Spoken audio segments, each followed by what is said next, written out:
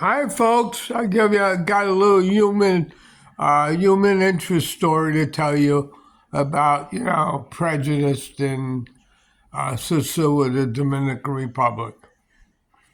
Yesterday, I was driving around as usual in my handicap scooter, giving out candy. I used to get a lot of candy from the United States. I bring a lot of bags, but I get it free. So I give it out to the kids and some of the grown-ups. So I was passing a gift shop, not on Pedro Casante, but on the road that's Bologna's on.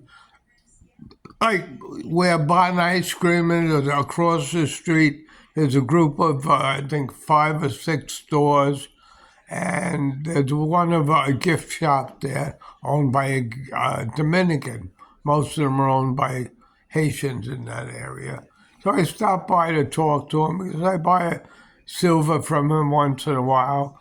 And I guess his worker, I don't know who it was over there, a white uh, Dominican, came with another wise remark. Take that Haitian flag off your scooter. It's bigger than the Dominican flags. I mean, you can't buy many Haitian things, flags in the Dominican Republic because they just don't sell them. They sell Dominican stuff. So he always takes offense to the Dominican flag on my scooter. So yesterday he just pulled it off. He went on my scooter and just wrapped it off. You know what I mean? What can I do? The guy's in his 20s. I'm 80 fucking 4 years old and handicapped. So he did it. But he doesn't realize what he did was he doesn't understand that that what you say is mightier than the sword. You know what I mean? Because this is going to be all over the internet. He didn't want me to fly the Haitian flag. This is the bottom line. He says only Dominican flags are supposed to be flown in the Dominican Republic, not Haitian.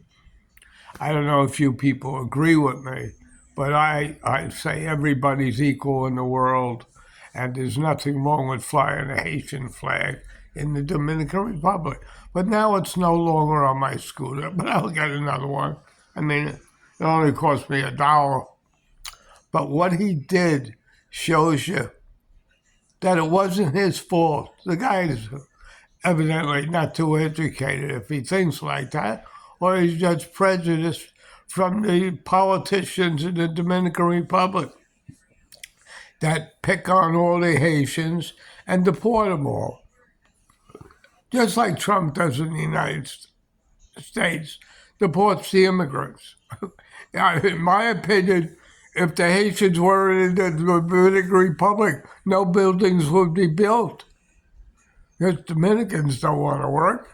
They rather sit home in a lot of cases and let their wives and their daughters go out and hustle money on the streets. This is the bottom line. I know one kid like me, I have a bad leg. Listen to this one. That's been walking around with a short leg his whole life. The the tourists in America got together and were going to pay for his operation. His mother didn't want that because he was the money maker of the family. And this is the mentality. They're not too educated, and they live a hard life. But let's get back to the Haitian flag. It wasn't this guy's fault. It was the fault of the government poisoning these people's minds, saying Haitians aren't good for the Dominican Republic. I will never spend a dime in this guy's gift shop again. So he lost me as a customer. And there was no sense in doing that. But I don't know. So I'm just giving you this little human interest story and saying, believe me, I roamed the streets of the Dominican Republic, and some of the nicest people in the world are the Haitians. But the Dominicans are great people too. It's just that you get a few out of the bunch, just like the girl that killed the guy. It's not an example of all Haitians. So in closing, love one another and you love yourself, believe me. When you have hatred in your heart, you have nothing. You're not going to live a long time because it's burning your brain. Me, I have nothing on my brain but pussy and love. So have it as you may. This is me, Eat 'em Alive on YouTube, signing off. Have a nice day. Bye.